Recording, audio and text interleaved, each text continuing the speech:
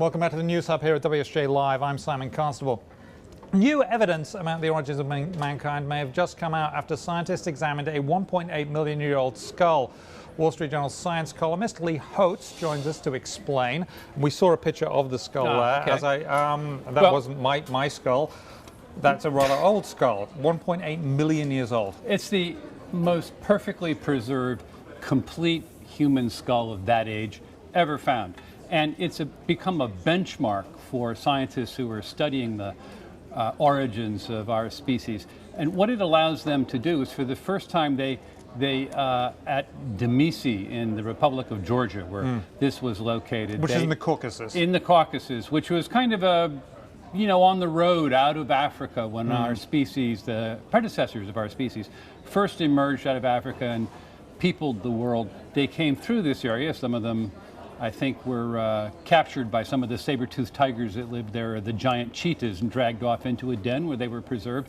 But they've now found 5 individuals, more or less in the same place, more or less at the same time, almost 2 million years ago.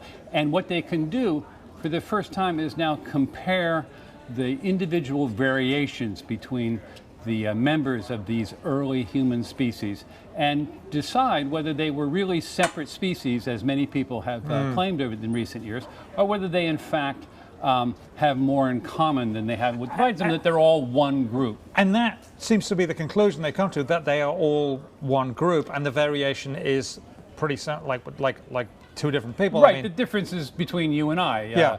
I'm a little taller, you're a little you're a lot taller. Let's be honest, you're massively taller. You're a little better looking, Simon, but we're in the same group. But we're the same species, and that is the radical news here, isn't it? That is the radical news, because what they did is, based on their conclusion of the analysis of the individuals of this group, they then went to fossils of similar species at similar time periods in Africa, hundreds, thousands of miles away, and compared them to these people, and they've decided that all of those early humans who first came out of Africa were all members of the same early species.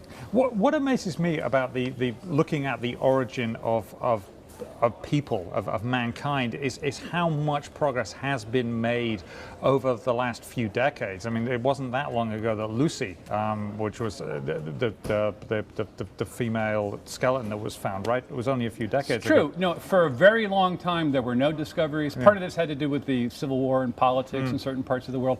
But for the last 20 years, we've really been living in a golden age in the exploration of early human origins, and every day they find something new. Great stuff. It's always a pleasure. It's always very exciting when you're on the show. Lee Holtz, science columnist here at the Wall Street Journal.